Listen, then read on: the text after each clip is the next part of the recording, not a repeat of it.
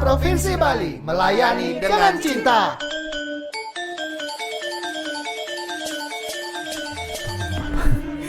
Salam bahasa, sahabat bahasa di mana saja sahabat bahasa berada. Senang sekali saya Mas Trisna dapat hadir kembali menemani sahabat bahasa dalam program Subasita, Suara Bahasa dan Sastra untuk Kita, sebuah program yang digagas oleh Balai Bahasa Provinsi Bali untuk menyampaikan informasi kebahasaan dan kesastraan kepada masyarakat. Subasita disiarkan melalui studio Subasita Balai Bahasa Provinsi Bali. Sahabat bahasa, sebuah organisasi, sebuah instansi tentu saja memiliki aturan yang harus diikuti oleh orang yang terlibat yang ada di dalam instansi tersebut. Begitu juga instansi di pemerintahan. PNS harus juga memiliki aturan dan disiplin yang harus diikuti supaya apa yang dikerjakan memang sesuai dengan apa yang direncanakan. Untuk membahas disiplin PNS ini, di studio Subasita sudah hadir narasumber kita. Beliau adalah Bapak Ahmad Furkan. Beliau adalah pengelola kepegawaian Sekretariat Badan Pengembangan dan Pembinaan Bahasa Kementerian Pendidikan, Kebudayaan, Riset dan Teknologi Jakarta. Dan saat ini beliau, tim dari Badan Bahasa sedang ada di Balai Bahasa untuk memberikan informasi terkait dengan disiplin PNS ini. Betul ya Mas Furkan ya? Betul Mas. Oke, Mas Furkan selamat datang di Balai Bahasa, selamat datang di studio Subasita. Senang sekali ada Mas Furkan di sini. Tadi di Aula sudah berbagi berkenaan dengan disiplin dan juga lain-lain. Nah, sekarang di studio Subasita kami mengundang Mas Furkan untuk sedikit berbagi juga karena waktu kita terbatas, kita sempitkan saja, kita membahasnya disiplin saja. Oke, Furkan ya. Siap. Baik. Nah, Mas Furkan, disiplin PNS itu kata pertama disiplin. Mungkin sebagian besar dari kita sudah paham disiplin itu apa, tapi kadang kalau disuruh mengutarakan apa sih disiplin itu, harus berpikir lagi. Nah, kalau berdasar aturan atau peraturan pemerintah, yang dimaksud dengan disiplin PNS itu seperti apa, Mas? Oke, baik Mas. Jadi disiplin PNS itu, kalau disiplin yang sudah kita ketahui kan satu aturan harus ditegakkan ya. Kalau disiplin PNS ini adalah terkait dengan kesanggupan PNS untuk menaati segala kewajiban atau aturan, dan juga PNS untuk kewajiban untuk meninggalkan menghindari larangan yang sudah ditentukan dalam peraturan perundang-undangan. Nah gitu. Nah, peraturan perundang-undangan ini tahun 2021 diperbarui oleh pemerintah yang dituangkan dalam PP nomor 94 tahun 2021, di mana ini merupakan perubahan dari PP yang sebelumnya terkait disiplin PNS, yaitu PP nomor 53 tahun 2010. Jadi ini aturan yang terbaru. Nah, di aturan itu juga sudah mengatur tadi sudah disampaikan apa yang boleh dilakukan dan apa yang tidak boleh dilakukan oleh seorang PNS, gitu ya? Iya, betul. Ada sesuatu yang harus dilakukan, ada sesuatu yang tidak boleh dilakukan. Betul begitu ya, Mas ya? Nah, adanya aturan ini berarti ada indikasi pelanggaran, kan begitu ya? Betul. Diatur kan itu supaya tidak terjadi pelanggaran. Model-model pelanggaran yang biasanya terjadi atau dilakukan oleh seorang pegawai itu seperti apa, Mas? Untuk saat ini pelanggaran yang sering ya, sebenarnya aturan di sini banyak mengaturnya macam-macam model pelanggaran, tapi saat ini yang sering terjadi Mas untuk PNS ini adalah dalam hal menaati ketentuan jam kerja dan masuk kerja. Jadi sejak tahun 2010 yang PP 53 itu sudah diatur sebenarnya terkait disiplin PNS, di mana PNS itu tidak boleh datang terlambat, tidak boleh pulang lebih cepat, bahkan tidak boleh tidak hadir di saat waktu kerja tanpa alasan yang sah. Ya, tapi kalau misal memang ada alasan yang memang bisa dipertanggungjawabkan ya boleh-boleh saja tidak hadir gitu kan, Mas ya? Iya, boleh. Nanti aturan-aturan itu biasanya dari PP ini akan ada turunannya. Dari turunan PP ini nanti akan diturunkan lagi menjadi masing-masing peraturan. Kalau kita di Kemendikbudristek nanti akan terbit lagi Permendikbudristek terkait disiplin ini. Nanti biasanya akan mengatur tentang aturan itu, Mas. Jadi bisa PNS itu tidak hadir kerja atau bisa datang terlambat, tapi harus ada surat Iya. izin atau ada surat keterangan sebagai pengganti ketidakhadiran. Tentu diketahui oleh atasan langsungnya. Harus ada dasarnya begitu ada ya Mas ya? dasarnya.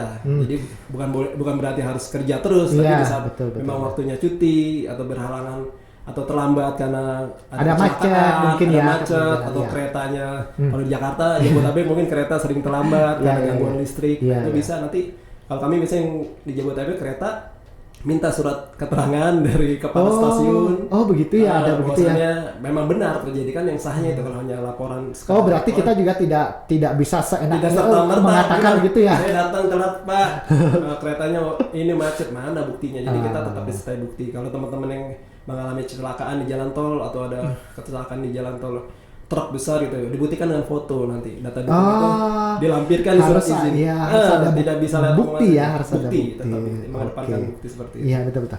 Nah karena apa namanya ya, saya sebagai warga masyarakat begitu Mas ya, di masyarakat itu masyarakat sering masih beranggapan bahwa oh kamu PNS santai dong gitu. Ya masih ada anggapan begitu ya. Pasti persepsi Ya, masyarakat seumumnya seperti karena itu. memang sejak saya jadi PNS dulu 2006 itu memang suasananya berbeda dengan yang sekarang. Kalau zaman dulu sih masih ya masih bisa lah begitu ya. Kalau sekarang itu benar-benar diatur begitu ya Mas ya. Ya, seiring berkembangnya reformasi birokrasi yang tentunya adalah ini tuntutan dari rakyat ya.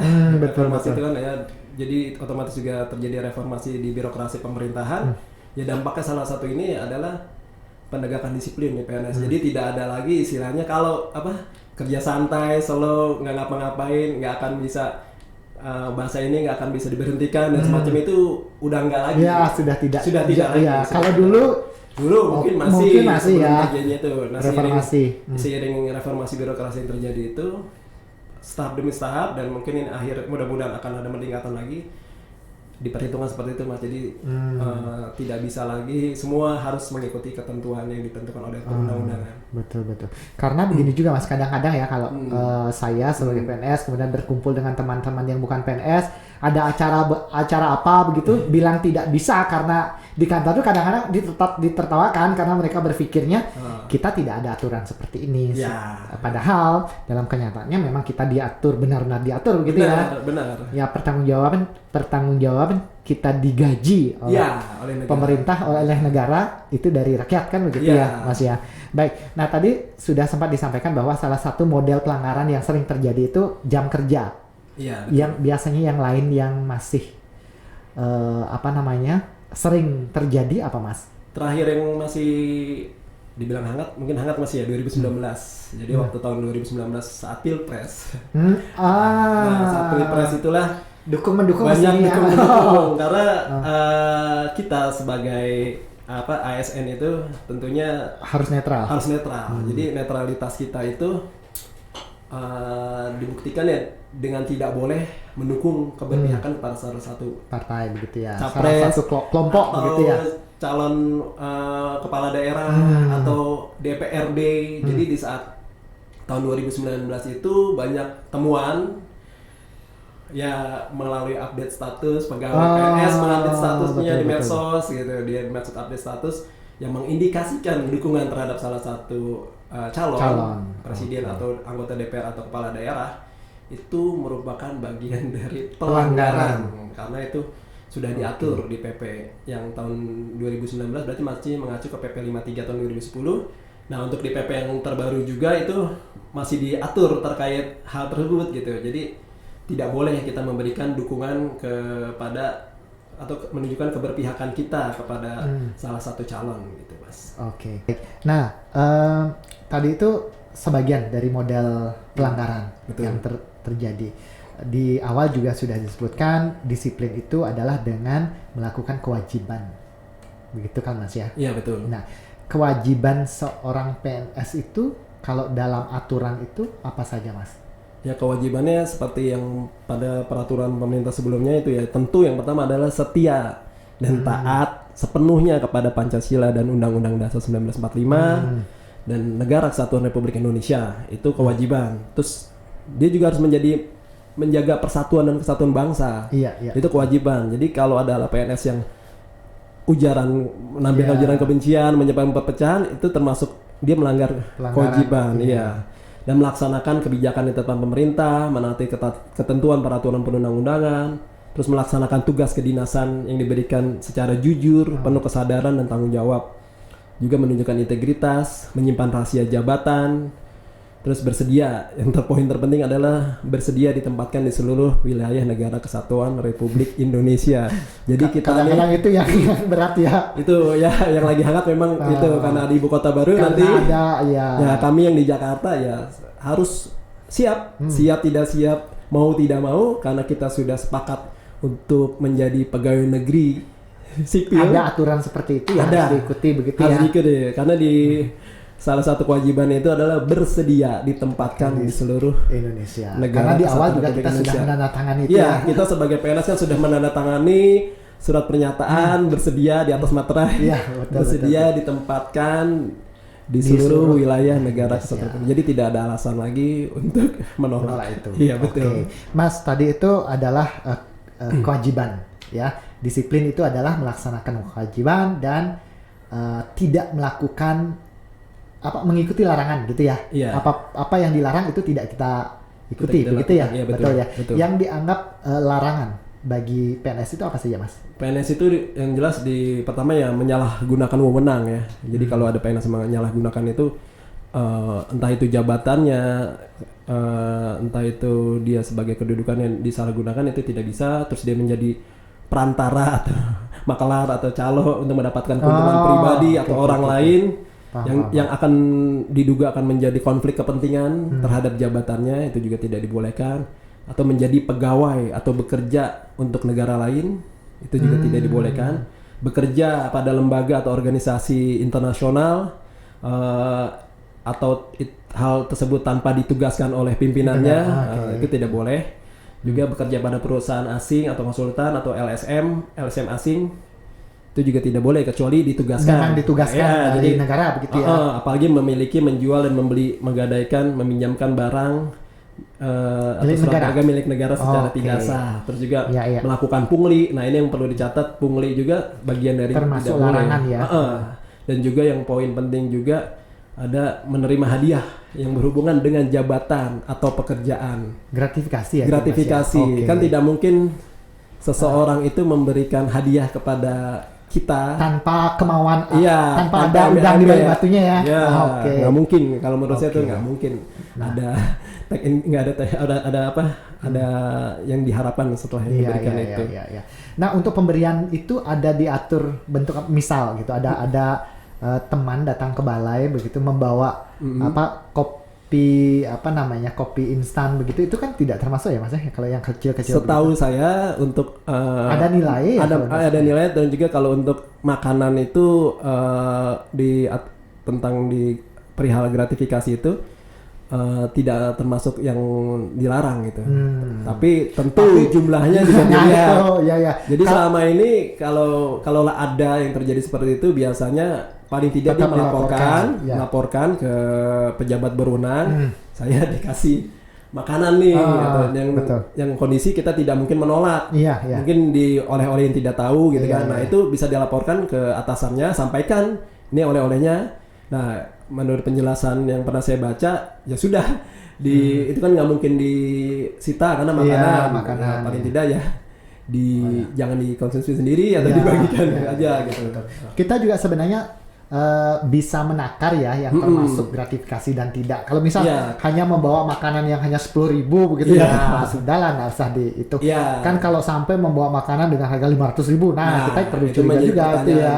Betul. Tentunya tapi alangkah baiknya tidak menerima. Kalau memang karena ada kondisi kan kadang kita tanpa sepengetahuan kita tiba-tiba misal kita bawa mobil pribadi tahu-tahu ada.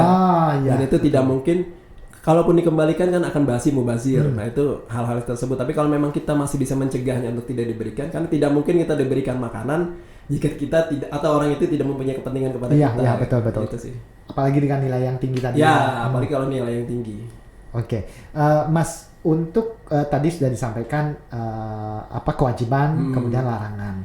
Jika seorang PNS itu melakukan larangan itu tidak diindahkan begitu ya, dia melakukan hal yang sudah tidak diizinkan gitu, tentu akan ada hukuman itu ya? Iya. Apa sih istilahnya? Ya betul ya, hukuman Iya, ya betul ya. Hukuman, betul. Hukuman-hukuman yang bisa diberikan ke PNS yang melakukan pelanggaran itu seperti apa, Mas? Oh ya, tadi saya lupa jelasin juga, salah satu kewajiban PNS itu kan tentu menaati jam kerja dan ketentuan waktu kerja ya. Ya, jadi bisa diberikan hukuman disiplin oleh atasan langsungnya.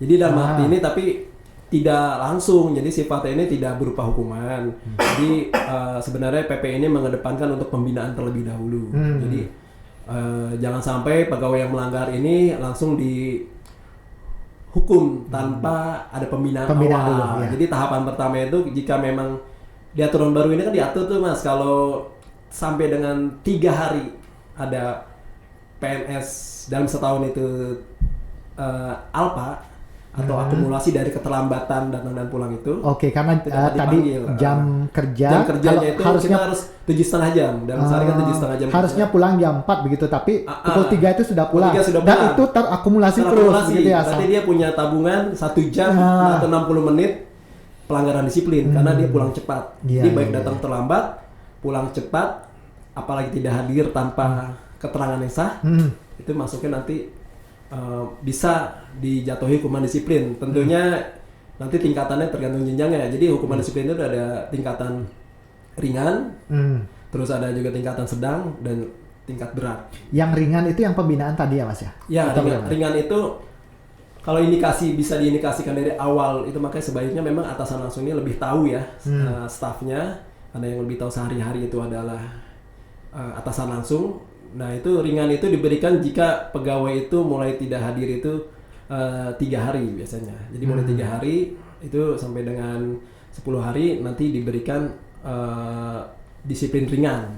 Itu akumulasi, tapi akumulasi ya. Itu yang tanpa alasan tadi ya? Ya, tanpa alasan, nggak ada surat izin datang terlambat, nggak ada surat izin pulang cepat, nggak ada surat cuti. Kalau memang tidak ada kan kita bisa cuti sakit, cuti tahunan dan sebagainya itu. Nah, untuk yang disiplin sedang itu mulai 11 hari sampai 20 hari. Oke. Nah, itu untuk yang disiplin berat itu 21 sampai dengan 28 hari lebih lah. Nah, tapi ada lagi yang penekanan di PP ini yang terbaru, jika pegawai selama 10 hari berturut-turut ya, jadi bukan akumulasi, berturut-turut selama 10 hari tidak gitu hadir, ya? Tidak hadir tanpa keterangan alasan yang sah, bulan depan gajinya langsung dihentikan. Nah, otomatis juga langsung dilakukan pemeriksaan kepada pegawai tersebut. Itu setelah dilakukan pembinaannya, Mas? Atau bagaimana? Kalau memang dia 10 hari berturut tanpa kabar, harusnya kan begitu 3 hari tidak ada kabar.